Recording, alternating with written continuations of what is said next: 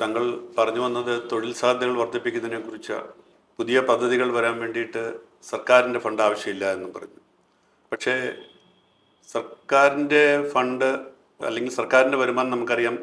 ഒരു വർഷത്തെ സർക്കാരിൻ്റെ വരുമാനം ഏകദേശം 1.25 കോടി രൂപയാണെങ്കിൽ ചിലവ് 2 ലക്ഷം കോടിക്ക് മുകളിലാണ്.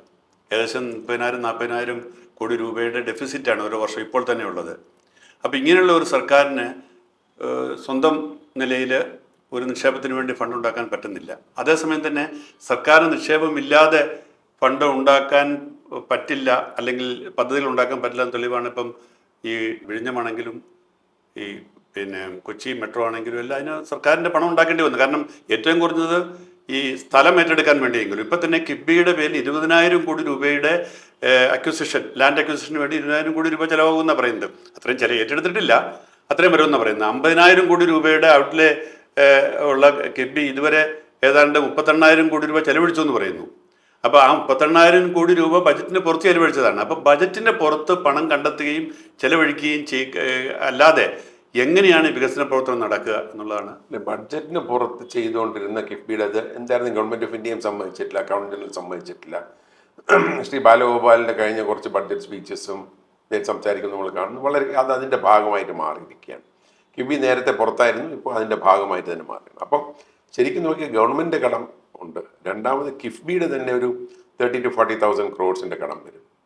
പിന്നെ നമ്മുടെ സോഷ്യൽ സെക്യൂരിറ്റി പെൻഷൻസിനെടുത്ത ഒരു 10,000-14,000 കോടി രൂപ ആ കടം. 14,000 കോടി രൂപ സോഷ്യൽ സെക്യൂരിറ്റി പെൻഷൻ കഴിഞ്ഞ ഒരു വർഷത്തെ അല്ല, മൊത്തം അത് ഫോം ചെയ്ത് കഴിഞ്ഞിട്ട് അതിൽ കടമുണ്ട്. ഇതുവരെയുള്ള കടം 14,000 കോടി എന്ന് പറഞ്ഞാൽ ഏകദേശം ഒരു വർഷത്തെ സോഷ്യൽ സെക്യൂരിറ്റി പെൻഷൻ ഇക്വലന്റ് ആണ്. നേരത്തെ എനിക്ക് തോന്നുന്നു അത് ഇപ്പൊ 2,000 രൂപ ആക്കി കഴിയുമ്പോഴത്തേക്ക് ഏകദേശം ഒരു വർഷം 2,000 ആക്കി, ഇപ്പോൾ 3,000 ആക്കാൻ പോകും. 2,000 ആക്കിയാൽ അത് അത്രയും വരും.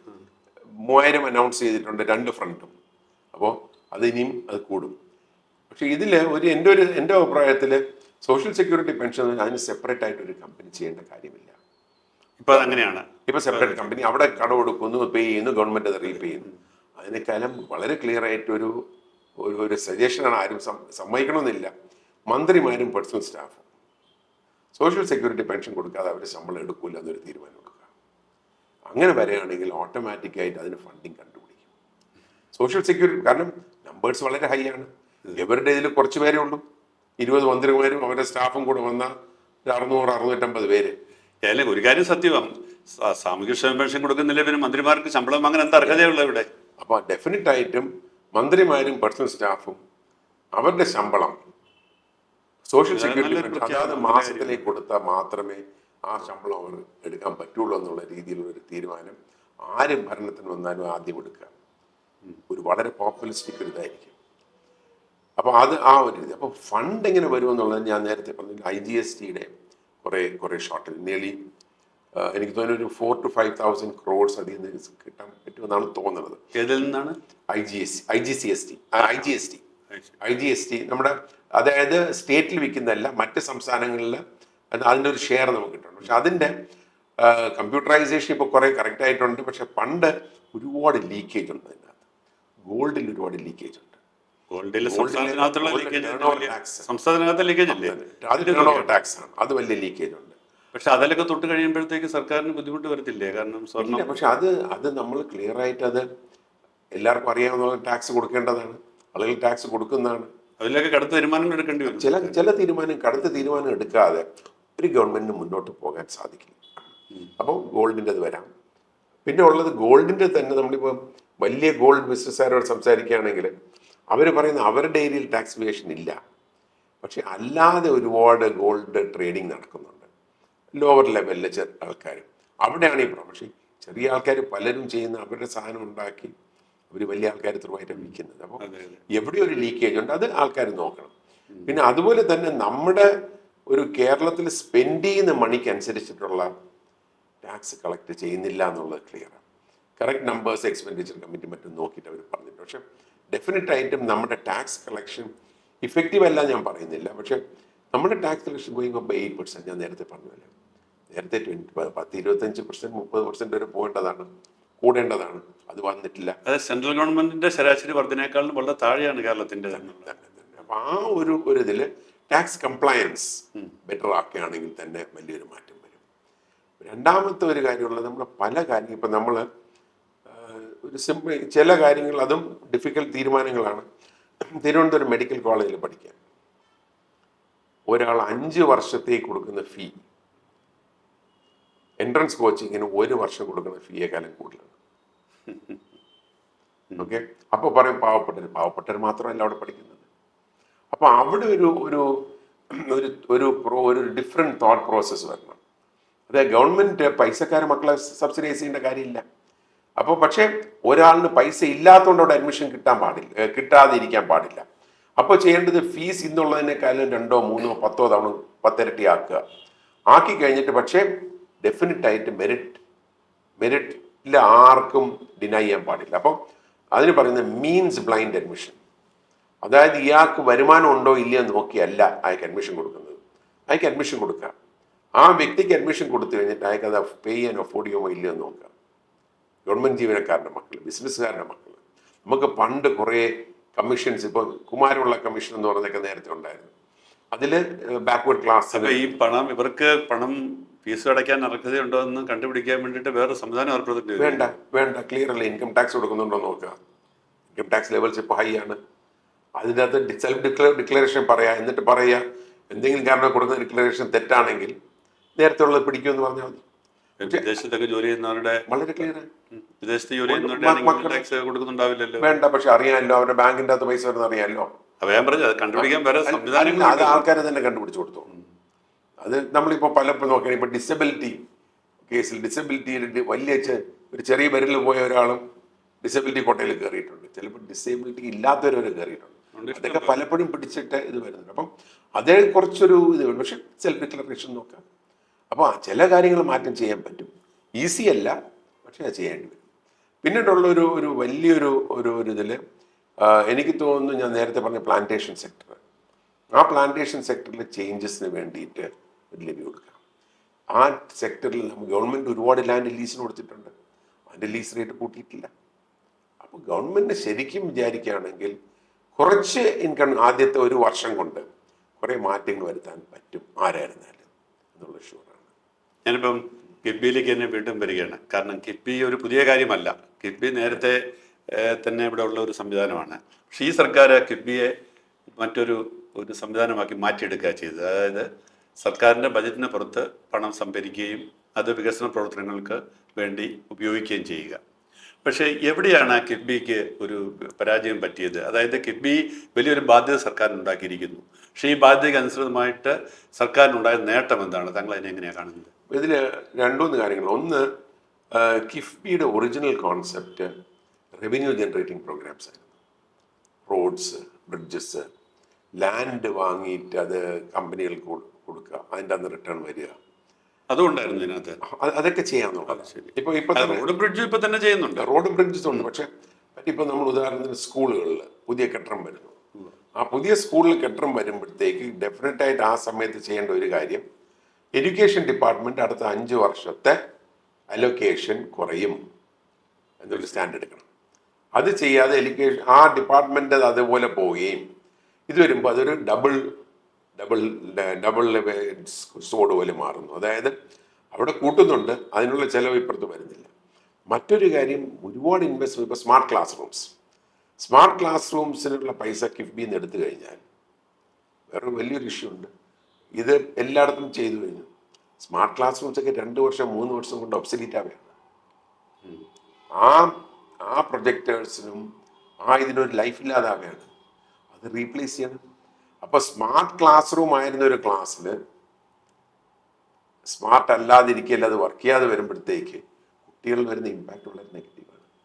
അതിനൊക്കെ ഫണ്ടിങ് വേറെ കണ്ടുപിടിക്കണമായിരുന്നു. എന്നിട്ട് അത് റെഗുലറായിട്ട് അപ്ഗ്രേഡ് ചെയ്യാൻ വേണ്ടിയിട്ടുള്ള ഫണ്ടിങ് വേണമായിരുന്നു. അപ്പോൾ കിഫ്ബിക്ക് പറ്റിയ ഒരു പ്രോബ്ലം ഇസ് റവന്യൂ ജനറേറ്റിംഗ് സ്കീംസിൽ നിന്നും എന്തും കിഫ്ബിയുടെ കീഴിൽ ചെയ്യാമെന്നുള്ളതിലേക്ക് വന്നതാണ് ഒരു മാറ്റം വന്നത്. രണ്ടാമത്തെ കാര്യം, KIIFB completely outside of budget എന്നുള്ള തീരുമാനം എടുത്തത്. അത് ലോങ് ടേം ബാധ്യതയായിട്ട് മാറി. കാരണം സെൻട്രൽ ഗവൺമെൻറ് അനുവദിക്കില്ല എന്നുള്ള ഷുവറായിരുന്നു.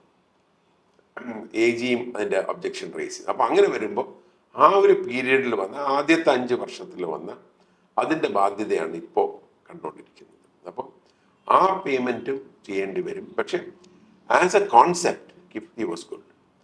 പക്ഷെ അതിൻ്റെ ഒരു എന്താ പറയുന്നത്, അതിനെ നമ്മൾ എല്ലാത്തിനും യൂസ് ചെയ്ത് കഴിഞ്ഞു.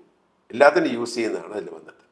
കിഫ്ബി ഏതാണ്ട് 5 വർഷത്തിനുള്ളിൽ 50,000 കോടി രൂപയുടെ പദ്ധതികളാണ് ഔട്ട്ലേ ഉണ്ടായിരുന്നത്. അതിൽ 36,000 കോടി രൂപയുടെ പദ്ധതികൾ ഇപ്പോൾ നടപ്പാക്കിക്കൊണ്ടിരിക്കുകയാണെന്ന് പറയുന്നു, അല്ലെങ്കിൽ 28,000 കോടി രൂപയുടെ പദ്ധതി പൂർത്തിയായെന്നും പറയുന്നു. ഇത്രയും കോടി രൂപയുടെ പദ്ധതികൾ പൂർത്തിയായി വരുമ്പോൾ അതിൽ നിന്നുള്ള റവന്യൂ ജനറേഷൻ എന്തുണ്ട്? അത് നമ്മൾ ഇപ്പോൾ റോഡും പാലവും ഒക്കെ വരുമ്പോൾ, ഇത് സംബന്ധിച്ചുള്ള അവരുടെ വിശദീകരണം ഇതാണ്. റോഡും പാലവും ഒക്കെ വരുമ്പോൾ നമ്മൾ കടമെടുത്ത് ഇൻവെസ്റ്റ് ചെയ്യുമ്പോൾ അത് ഭാവിയിലേക്ക് നമ്മുടെ ഇൻകം വളർത്താൻ വേണ്ടിയുള്ള സംവിധാനങ്ങളുടെ ഭാഗമായി നമ്മൾ കാണണമെന്നുള്ളതാണ് പറയുന്നത്. ഇത് എത്രമാത്രം പ്രായോഗികമാണ്? റോഡും പാലവും വരുമ്പോൾ കിഫ്ബിയുടെ ഫണ്ടിങ് ആണെങ്കിൽ, അല്ലെങ്കിൽ ഡെഫിനറ്റ് ആയിട്ട് ഗവൺമെന്റ് കമ്മിറ്റ്മെന്റ് ഇത്രയും പൈസ കൊടുക്കുക എന്നുള്ളതിന് വേണ്ടി ഉണ്ടായിരുന്നെങ്കിൽ PWD കുറയ്ക്കുക. PWD ചെലവുകൊണ്ട് കുറഞ്ഞിട്ടുമില്ല, ഇവിടെ കൂടുതൽ ചെയ്തു. പക്ഷേ കുറെ നല്ല റോഡുകൾ വന്നിട്ടുണ്ട്, നല്ല റോഡുകളുണ്ട്, പാലങ്ങൾ വന്നിട്ടുണ്ട്. അപ്പൊ അതില് ടോൾ ഇൻട്രൊഡ്യൂസ് ചെയ്യാനും, ടോൾ ഇൻട്രൊഡ്യൂസ് ചെയ്യുമ്പോഴത്തേക്ക് ആളുകളുടെ ഇടയിൽ ഒരു എതിർപ്പ് വരുമെന്നുണ്ട്, അത് ചെയ്യാതിരിക്കുന്നു. അപ്പോൾ ഇത് ഡെഫിനറ്റ്ലി വിതിൻ ബഡ്ജറ്റ് ആയിട്ട് ഇനിയാണത്. അത് മാത്രമല്ല, കിഫ്ബിക്കുള്ള റീപേയ്മെന്റ് വരുന്നത് റോഡ് ടാക്സിൽ നിന്ന് മറ്റുമാണ്. അപ്പോൾ ആ രീതിയിൽ എടുക്കുമ്പോഴത്തേക്ക് ശരിക്കും ഒരു സൈഡിൽ ഒരു 10-15 വർഷം കൊണ്ട് ചെയ്യാൻ പറ്റുന്നത് 5 വർഷം കൊണ്ടോ 10 വർഷം കൊണ്ട് ചെയ്തെന്ന് പറയുകയും, അടുത്ത 15 വർഷത്തേക്ക് അതിൽ നിന്ന് വരുമാനമൊന്നും ഇല്ലാതിരിക്കുകയും ചെയ്യുന്ന ഒരു കണ്ടീഷനായിട്ട് മാറും. അവിടെയാണ് അതിൻ്റെ ഒരു ബാലൻസ് തെറ്റിയത്. ഒരു പെർട്ടിക്കുലർ ലെവൽ വരെ ഓക്കെയാണ്, പക്ഷെ അതിനപ്പുറം പോകുമ്പോൾ അതിൻ്റെ പ്രോബ്ലം വരും. നമുക്ക് ഇപ്പോൾ കിഫ്ബി അല്ലെങ്കിൽ നമുക്ക് ഇവിടേക്ക് നിക്ഷേപം കൊണ്ടുവരാനായിട്ട് പല ഘട്ടത്തിൽ നമ്മുടെ സർക്കാർ പലതരത്തിൽ ശ്രമിച്ചിട്ടുണ്ട്. ഞാൻ ഓർക്കുന്നുണ്ട്, നയനാർ സർക്കാരിൻ്റെ കാലത്ത് 1987-91 കാലത്ത് അന്ന് നായനാരും ഗൗരിയമ്മയും കൂടി അമേരിക്കയ്ക്ക് പോയൊരു സംഭവം ഞാനന്ന് തിരുവനന്തപുരത്തുണ്ട്. അന്ന് നടത്തിയൊരു പത്രസമ്മേളനം എപ്പോഴും എനിക്ക് ഓർമ്മയുണ്ട്. നയനാരും ഗൗരിയമ്മയും ചേർന്ന് ഞങ്ങൾ ബേബി ജോൺ മിനിസ്റ്റർ ഉണ്ടായിരുന്നു. അപ്പോൾ അന്ന് താങ്കൾ ആ ടീമിൽ അംഗമായിരുന്നു എൻ്റെ ഓർമ്മ. അന്ന് വാസ്തവത്തിൽ എനിക്കൊന്ന് ആദ്യമായിട്ടാണ് ഒരു കമ്മ്യൂണിസ്റ്റ് സർക്കാർ വിദേശ നിക്ഷേപം തേടി പോകുന്നത്. അമേരിക്കയിലെ മലയാളികളെ കണ്ടെത്തി, മലയാളികളെ അല്ലാത്തവരെയും കണ്ടെത്തി അവരുടെ കയ്യിൽ നിന്ന് കേരളത്തിലേക്ക് നിക്ഷേപം കൊണ്ടുവരാനുള്ള ഒരു യാത്രയായിരുന്നത്. വളരെ വളരെ വലിയ വാർത്താ പ്രാധാന്യം നേടിയ ഒരു യാത്രയായിരുന്നു. അപ്പം അന്ന് നായനാരും ബേബി ജോണും ഗൗരിയമ്മയും കൂടി കോട്ടിട്ട് സൂട്ടും ഒക്കെ ഇട്ട് അവർ പ്ലെയിനെ കയറി പോകുന്ന പടമൊക്കെ എപ്പോഴും ഓർക്കുന്നുണ്ട്. താങ്കളും ആ പടത്തിലുണ്ടായിരുന്നു, എനിക്ക് ഓർമ്മയുണ്ട്. അപ്പോൾ അന്ന് പോയിട്ട് എന്തുണ്ടായി, എന്ത് കിട്ടി? പോയതുകൊണ്ട് വലിയൊരു ഇതുണ്ടായിരുന്നത് 2 കാര്യങ്ങൾ മനസ്സിലാക്കണം. ഗവൺമെന്റിന് ഒരു പൈസ ചെലവാകാത്ത ഒരു ട്രിപ്പായിരുന്നത്. ശരി, ആരാണ് അതിന് ചെലവ് വഹിച്ചത്? അത് നയനാരുടെ ഒരു ഷ്രൂഡായിട്ടുള്ള കാര്യം. അത് സെക്രട്ടറിമാരുണ്ടെന്ന് അവരുടെ ഗവൺമെന്റ്. പക്ഷേ മന്ത്രിമാരുടെയും കംപ്ലീറ്റ് ചെലവ് അന്ന് നയനാർ പറഞ്ഞനുസരിച്ചിട്ട് അമേരിക്കൻ NRIs ബെയർ ചെയ്തു. അവിടെ പോകുമ്പോൾ താമസിക്കുന്ന ഹോട്ടലാണെങ്കിൽ അവർ ബെയർ ചെയ്യുക, അല്ലെങ്കിൽ അവർ വീടുകൾ പല സ്ഥലങ്ങളിലും താമസിച്ചത് വീടുകളിലാണ്. ആദ്യം ഹോട്ടലിൽ താമസിച്ചൊരു കഥ ഞാൻ കേട്ടിട്ടുണ്ട്. നയനാർ അന്ന് ഒരു ഹോട്ടലിൽ താമസിക്കുകയും ഹോട്ടലിലെ ഈ ബക്കറ്റ് ഇത് അന്വേഷിച്ചു പോയതൊക്കെ. അതിലൊരുപാട് ഇൻട്രസ്റ്റിംഗ് ഇതുണ്ട്. പക്ഷെ അതിലുള്ളൊരു ആ ഒരു ട്രിപ്പ് ഒരു ലേണിംഗ് ട്രിപ്പായിരുന്നു. ഞാനിന്ന് ഇവിടെ ജോയിൻ ചെയ്തിട്ടില്ല, ഞാൻ അതിന് മുമ്പ് സീഡാക്കി നിന്നാണ് പോയത്. പക്ഷെ അതിനുണ്ടായിരുന്ന ഒരു വലിയൊരു മാറ്റം എന്ന് പറയുന്നത്, എനിക്ക് തോന്നുന്നു ഗൗരിയമ്മയ്ക്ക് വലിയ കാര്യങ്ങൾ മനസ്സിലാക്കാൻ സാധിക്കും. നയനാർക്ക് വ്യവസായ മന്ത്രിയായിരുന്നു. KPP നമ്പ്യാർ ഗൗരിയമ്മയുടെ അഡ്വൈസറാണ്. ശ്രീ ബേബി ജോൺ നമ്പ്യാരുണ്ടായിരുന്നു ടീമിലുണ്ടായിരുന്നു, അദ്ദേഹം ഉണ്ടായിരുന്നു. അപ്പോൾ അതിൽ വളരെ ഇൻട്രസ്റ്റിംഗ് ആയിട്ട് രണ്ട് കാര്യങ്ങൾ. ഒന്ന്, ഞാൻ പലപ്പോഴും പറഞ്ഞിട്ടുള്ള കാര്യങ്ങളാണ്, പക്ഷേ സ്റ്റാൻഫോർഡ് യൂണിവേഴ്സിറ്റിയിൽ ഞങ്ങളെ ഇത് കാണിച്ചു തരുന്നത് പ്രൊഫസർ തോമസ് കൈലാത്ത് TJS ജോർജിൻ്റെ ബ്രദർ ഇൻ ലോ ആണ്. അദ്ദേഹത്തിൻ്റെ വേറൊരു ബ്രദർ ഇൻ ലോ തിരുവനന്തപുരത്ത് തന്നെ TJ മാത്യു താമസമുണ്ട് കോളത്ത്. പക്ഷേ തോമസ് കൈലാത്തിന് കുറേ വർഷങ്ങൾക്ക് മുമ്പ് ഇന്ത്യ ഗവൺമെൻറ് പത്മഭൂഷൺ കൊടുത്തു, American president medal of merit കൊടുത്തിട്ടുണ്ട്. അങ്ങനെ ഒരുപാട് റെക്കഗ്നിഷൻ കിട്ടിയിട്ടുണ്ട്, ഇന്ററാക്ടർ റെക്കഗ്നൈസ്ഡ് ആളാണ്. അദ്ദേഹമാണ് ഞങ്ങളെ കാണിക്കുന്നത്. അപ്പോൾ അദ്ദേഹം ഇങ്ങനെ നടന്നു പോകുമ്പോൾ വരുന്നത് ഇന്ന വർഷത്തെ നോബൽ ലോറേറ്റ് ഇന്ന സബ്ജക്റ്റിൽ, ആ ബിൽഡിങ് ഇന്ന നോബൽ ലോറേറ്റ്. കുറച്ച് നയനാർ പറയാം, നാട്ടിൽ തൂത്ത് ഉറക്കിയ ഒരുത്തനെ കിട്ടൂല, ഇവിടെ നോബൽമാരെ തട്ടി നടക്കാൻ വയ്യാത്തൊരു സിറ്റുവേഷനാണെന്ന് പറയും. അപ്പോൾ ആ ഒരു അത് കഴിഞ്ഞിട്ട് ഞങ്ങൾ രണ്ടാമത് പോയത് ആപ്പിളിൻ്റെ ഫാക്ടറിയിലാണ്. ആപ്പിളിൻ്റെ ഫാക്ടറി ഞാനിത് പലപ്പോഴും പറഞ്ഞിട്ടുള്ള എഴുതിയിട്ടുള്ളതാണ്. പക്ഷേ ആപ്പിൾ ഫാക്ടറിയിൽ അപ്പോൾ എങ്ങോട്ടാണ് വന്നത്? ആപ്പിൾ ഉണ്ടാക്കാൻ ഫാക്ടറി പറഞ്ഞു. ആപ്പിൾ ഉണ്ടാക്കാൻ ഫാക്ടറി അല്ല, അന്ന് ആപ്പിൾ കമ്പ്യൂട്ടേഴ്സ് സാൻ ഫ്രാൻസിസ്കോയിൽ തന്നെ അവർ മാനുഫാക്ചർ ചെയ്യാം. അപ്പോൾ ഞങ്ങളിവിടെ ചെന്ന് ഇറങ്ങിയപ്പോൾ ഇതെവിടെയാണോ ഇതെന്തോ ഫാക്ടറി? ഞാൻ പറഞ്ഞു ഫാക്ടറി ആണെങ്കിൽ കൊടി വെക്കും. ഞാൻ ചോദിക്കുക. ഞാൻ ചോദിച്ചു ഫാക്ടറി ആണെങ്കിൽ കൊടിയും മതിലും ഒക്കെ വെക്കും. അതൊന്നുമല്ല, എന്തോ കമ്പ്യൂട്ടർ. ചുമ്മാ അതല്ല എന്ന് പറഞ്ഞു. ഒന്നും മിണ്ടിയില്ല. അവിടെ ഒരു പ്രസന്റേഷൻ ചെയ്ത്, അത് അരുൺകുമാർ എന്ന് പറഞ്ഞിട്ട് പിന്നീട് KPMGയുടെ ഇന്ത്യ ഹെഡും US ഹെഡും ഒക്കെ ആയിരുന്നു. ഒബാമയുടെ ക്യാബിനറ്റിലൊരു അംഗമായിരുന്നു അരുൺകുമാർ. പഴയ നമ്മുടെ പ്രൊഫസർ ശ്രീധര മേനന്റെ സണ്ണിലാണ്. അവരുടെ വീട്ടിലാണ് നയനാര് താമസിക്കുന്നത്. ഗൗരിയമ്മ വേറൊരു വീട്ടിലാണ്. ഞങ്ങളൊക്കെ ഇങ്ങനെ പലയിടത്തായിട്ടാണ് താമസം. അപ്പം അവിടെ ചെന്ന് പ്രസന്റേഷൻ കഴിഞ്ഞ് ഞങ്ങൾ ഷോപ്പ് ഫ്ലോറിലോട്ട് ഇറങ്ങുമ്പോൾ വാതിൽ തുറന്ന് കയറിയപ്പോഴത്തേക്ക് നയനാർ അവിടെ ഇങ്ങനെ നിൽക്കുക. ഞാനുണ്ട്, ബേബി ജോണുണ്ട്, ശ്രീ ബേബി ജോണുണ്ട്, ശ്രീമതി ഗൗരിയമ്മയുണ്ട്, ശ്രീ മോഹനേന്ദ്രൻ, KPP നമ്പ്യാർ, മുരളീധരൻ നായർ, മറ്റേ ശ്രീ നയനാരുടെ secretary, private secretary. Muraleedharan Nair അന്നും മുണ്ടുകൊടുത്തേ ഉള്ളൂ. പുള്ളി എവിടെ പോയാലും മുണ്ടും ഷർട്ടുമാണ്, അല്ലാതെ പാൻറ്റും ഒന്നുമില്ല. അങ്ങനെ അവിടെ നിന്നിട്ട് ഇങ്ങനെ നിന്നിട്ട് നോക്കിയപ്പോഴത്തേക്ക് 100 കണക്കിന് സ്ത്രീകളാണ് വർക്ക് ചെയ്യുന്നത്. എനിക്ക് തന്നെ ആ ഫാക്ടറിയിൽ ചിലപ്പോൾ ഒരു 10, 300, 400 സ്ത്രീകളായിരിക്കണം. ഈ റോബോസ് ഇന്നത്തെ പോലത്തെ കണ്ട ആളിനെ പോലെ ഇരിക്കുന്ന, അല്ലെങ്കിൽ ട്രോളി, കൺട്രോൾഡ് ട്രോളീസിൽ കമ്പോണൻസുമായിട്ട് അതിങ്ങനെ ഓരോ സ്ഥലത്തേക്കും പോകും. അവർക്ക് ആവശ്യമുള്ള കമ്പോണന്റ് അവിടെ എടുക്കുന്നു. 500 റോബോട്ടൊക്കെ അവിടെ പ്രവർത്തിക്കുന്നുണ്ട്. റോബോട്ട്സ് അത് മൂവ് ചെയ്യുന്നതാണ്. അത് റോഡ് മറ്റേ ഫ്ലോറിലുള്ള മാർക്കിംഗ് നോക്കിയിട്ടാണ് അവർ പോകണം എവിടെയാണ്. അപ്പോൾ പ്രോഗ്രാം ചെയ്ത് വിട്ടിട്ടുണ്ട്. അപ്പോൾ ഇത് നിന്നുടനെ കമ്പ്യൂട്ടർ ഇത്രയും പേർക്ക് ജോലി കൊടുക്കും. ഞാൻ പറഞ്ഞു കൊടുക്കും. പിന്നെ നമ്മൾ എന്തിനാണ് കമ്പ്യൂട്ടർ എതിർക്കുന്നത്? ശരി. അപ്പോൾ ഞാൻ പറഞ്ഞു നമ്മളല്ലേ എതിർക്കുന്നത്, CM-ന്റെ പാർട്ടിയെ എതിർക്കുന്നതെന്ന് പറഞ്ഞു. ഇതൊന്നും മിണ്ടിയില്ല.